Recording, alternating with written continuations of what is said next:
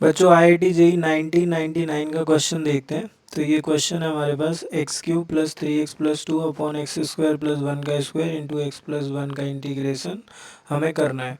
तो ये कुछ कुछ डिनोमिनेटर को देख के हमें ऐसा लग रहा है कि पार्शियल फ्रैक्शन में कन्वर्ट हो सकता है, पर न्यूमरेटर में x³ लिखा है तो उसको ब्रेक करने से कुछ फ़ायदा होगा, ऐसा हम करने वाले हैं। तो इसको हम ब्रेक करेंगे तो x³ प्लस 3x से अगर हम x कॉमन ले लें तो ये x प्लस 3 बन जाएगा और प्लस 2 बन जाएगा। अभी हम न्यूमरेटर को ब्रेक कर रहे हैं और एक्स स्क्वायर प्लस 1 क्रिएट करने का कोशिश करेंगे तो एक्स स्क्वायर हो गया, प्लस 1 चाहिए तो इस 3 को ब्रेक करके हम 1 प्लस 2 लिख लेंगे तो एक्स स्क्वायर प्लस 1 प्लस 2 आ जाएगा और प्लस 2 हो जाएगा। अगर हम x को अंदर ले जाएं मल्टीप्लाई करें तो एक्स स्क्वायर प्लस 1 के साथ क्लब कर सकते हैं और 2 के साथ क्लब करेंगे तो 2x प्लस 2 आ जाएगा। और इसको हम सिंप्लीफाई करके लिख सकते हैं, 2 बाहर निकाल लेंगे x प्लस 1 ब्रैकेट के अंदर आ जाएगा। तो ये हमारा x³ plus 3x plus 2 simplify हो चुका है। इसके बाद डिनोमिनेटर में एक्स स्क्वायर प्लस 1 का स्क्वायर और इनटू में x प्लस 1 हमारे पास है। अभी हम इसको सेपरेट करेंगे और थोड़ा सा क्वेश्चन सिंप्लीफाई हो चुका है। तो जब हम इसको सेपरेट करेंगे तो ये हमें मिलेगा x into x square plus 1 और डिनोमिनेटर में आ गया एक्स स्क्वायर प्लस 1 का होल स्क्वायर इनटू में एक्स प्लस 1 आ जाएगा और ये आ गया और साथ में इसके दूसरा टर्म आने वाला है।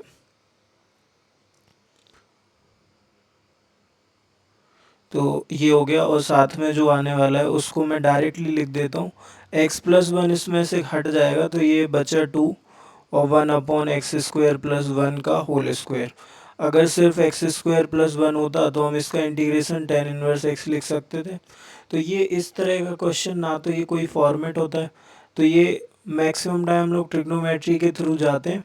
तो अगर हम x को tan थीटा ले लेते हैं तो ये 1 प्लस tan स्क्वायर थीटा अंदर बन जाएगा जो कि sec स्क्वायर हो जाएगा। एक sec स्क्वायर ऊपर आ जाएगा क्योंकि जब tan थीटा का डिफरेंशिएशन होगा तो वो sec स्क्वायर थीटा हो जाएगा।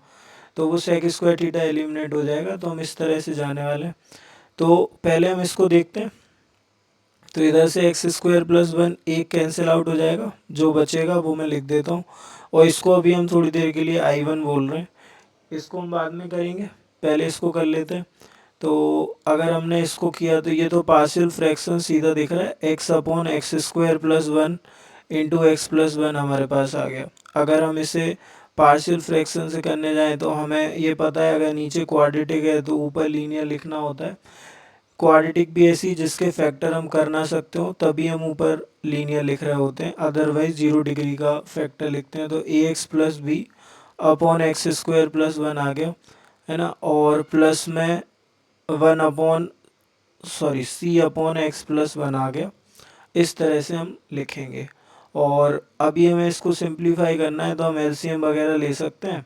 तो जैसे हम एलसीएम लेंगे तो ये डिनोमिनेटर वाला पार्ट तो कट जाएगा, न्यूमरेटर जो बचेगा वो इधर x बचेगा, उधर बचेगा ए एक्स प्लस बी और इसके साथ आ गया क्या x प्लस 1 और c के साथ आ जाएगा सी एक्स स्क्वायर प्लस का c। इसको और सिंप्लीफाई करेंगे तो A X square plus C X square साथ में लिख लिया तो a plus C X square हो गया, प्लस ए एक्स आएगा।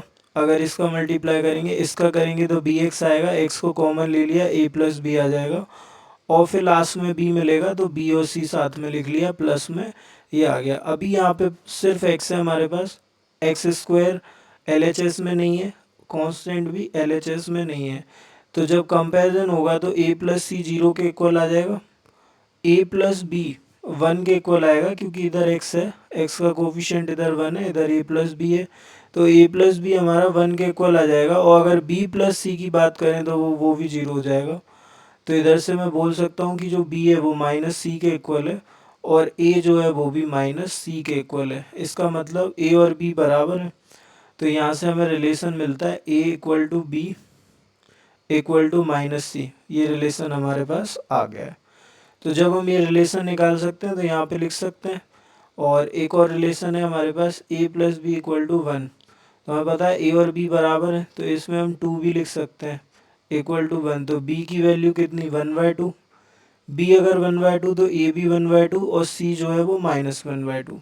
तो हम यहाँ से लिख सकते हैं a equal to 1/2, b equal to 1/2 और c इक्वल टू -1/2, क्योंकि वो माइनस b के बराबर है। तो a b c निकल चुका है तो हम रिप्लेस कर सकते हैं इनकी वैल्यूज़। तो हमारे पास जो पार्शियल फ्रैक्शन बन रहा है वो लिखते हैं a 1/2 है, b 1/2 है, c -1/2 है।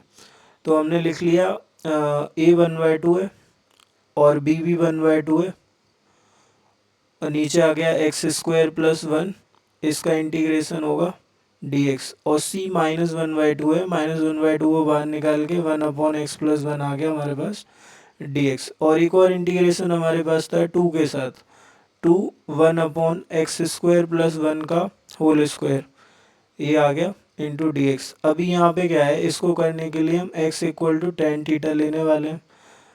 जब हम इसका डिफरेंशिएशन करेंगे तो dx equal to sec² theta आ जाएगा, d थीटा आ जाएगा। ठीक है, तो ये हम आगे बढ़ा रहे हैं इसको, तो ये 2 हो गया, इधर tan थीटा डाला, tan square 1 + tan square sec², और dx के प्लेस पे sec² थीटा d थीटा आ गया, और नीचे आ जाएगा हमारे पास 1 + tan² थीटा का होल स्क्वायर, ये भी sec² थीटा बनने वाला है। तो इसको हम लिख सकते हैं 2 sec² theta D theta upon sec² theta, और बाहर स्क्वायर तो sec की पावर 4 थीटा। एक sec² यहाँ से कट जाएगा तो नीचे sec² बचेगा, वो sec² ऊपर जाके 2 cos² बन जाएगा, तो मैं डायरेक्ट लिख देता हूँ। तो इधर आ गया हमारे पास 2 cos² थीटा डी थीटा, और इसके लिए हमारे पास फार्मूला है 2 cos² थीटा डी थीटा, ये आ गया, इधर प्लस लगा हुआ है। इसके लिए हमारे पास एक फार्मूला है, फार्मूला क्या है, cos 2 थीटा का फार्मूला है, ये होता है 2 cos² थीटा -1। तो अगर यहाँ से हम 2 cos² थीटा लिखना चाहें तो वो क्या हो जाएगा, cos 2 थीटा + 1 हो जाएगा। तो हम 2 cos² थीटा के प्लेस पे 1 + cos 2 थीटा लिख सकते हैं।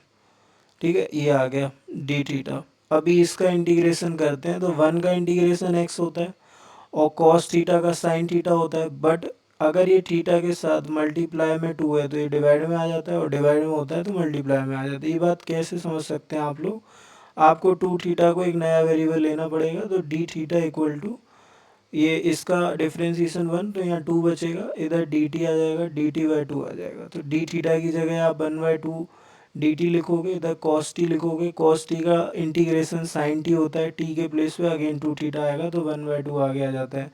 तो अगर इसके इंटीग्रेशन की बात करें तो थीटा प्लस 1/2 साइन 2 थीटा इसका इंटीग्रेशन आ गया। अभी हमें रिप्लेसमेंट करना है, हमें पता है x जो है वो tan थीटा के बराबर है, तो यहाँ से अगर मैं थीटा निकालना चाहूँ तो वो tan इनवर्स x हो जाएगा। तो ये वाला जो थीटा है वो तो tan इनवर्स x का है, तो ये tan इनवर्स x हो गया। अभी हमें यहाँ पे sin 2 थीटा चाहिए, और हमें पता है x equal to tan theta, तो sin 2 थीटा अगर हम tan के फॉर्म में लिखना चाहें तो हम कैसे लिख सकते हैं, अगर हम tan के फॉर्म में लिखें तो हम कैसे लिखेंगे, यहाँ से हम लिख सकते हैं क्या, 2 sin theta 2 tan theta upon 1 + tan² theta, ये वाला फॉर्मूला क्या हम लगा सकते हैं। नीचे sec² हो जाएगा, ऊपर sin अपॉन cos हो जाएगा, तो sin अपॉन sec बचेगा, ऊपर जाएगा cos हो जाएगा, 2 sin theta cos theta sin 2 theta बन जाएगा। तो ये फार्मूला हम यहाँ पे लगा सकते हैं।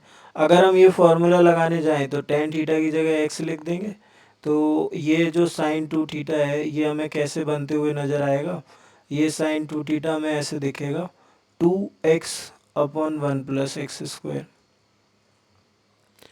ठीक है, तो sin 2 थीटा की जगह हम ये लिख सकते हैं, तो हमें मिलता है 1/2 और आ जाएगा क्या 2x अपॉन 1 + x²। और जैसे कि हमें दिख रहा है कि इस 2 से ये 2 कट जाएगा, तो हमारे पास फाइनली आने वाला है क्या, tan इनवर्स x प्लस का x अपॉन 1 + x², ये आ गया। और इसको मैं यहाँ से हटाता हूँ,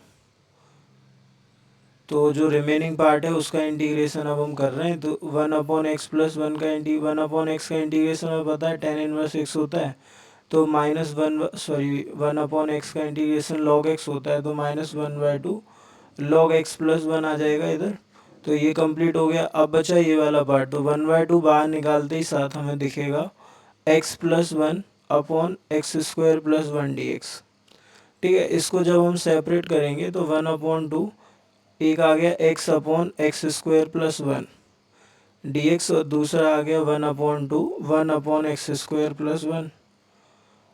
तो इधर x square plus 1 upon X square plus 1 का tan इनवर्स x हो जाता है, तो 1/2 tan इनवर्स x आ जाएगा ये। और अगर इसके लिए बात करें तो फिर से हमें एक्स स्क्वायर प्लस 1 को t लेना पड़ेगा। जैसे ही t लिया तो इसका डिफरेंशिएशन 2x dx बराबर dt हो गया। तो हम x dx को 1/2 dt लिख सकते हैं। तो x dx equal to 1/2 dt। तो ये रिप्लेसमेंट करा तो हमें क्या मिलेगा,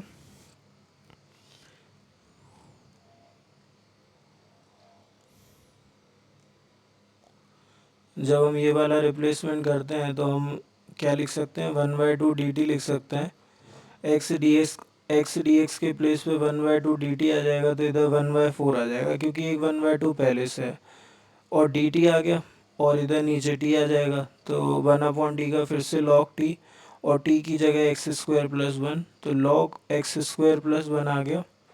ठीक है, और इधर हमारे पास क्या 1/2 tan इनवर्स x आ गया। इंटीग्रेशन क्यों लगा रखा है ये, तो इधर आ जाएगा हमारे पास 1/2 tan इनवर्स x, और एक ये है हमारे पास -1/2 log x प्लस 1 आया, और एक tan इनवर्स ये वाला है, एक tan इनवर्स ये वाला है, ये दोनों ऐड होके 3/2 हो जाएगा। तो 1 + 1/2 3/2 हो जाएगा, तो इसको हम 3/2 लिखते हैं। तो ये 3/2 tan इनवर्स x हो जाएगा। बचेगा क्या, प्लस का x अपॉन 1 + एक्स स्क्वायर। तो ये इस क्वेश्चन का आंसर है,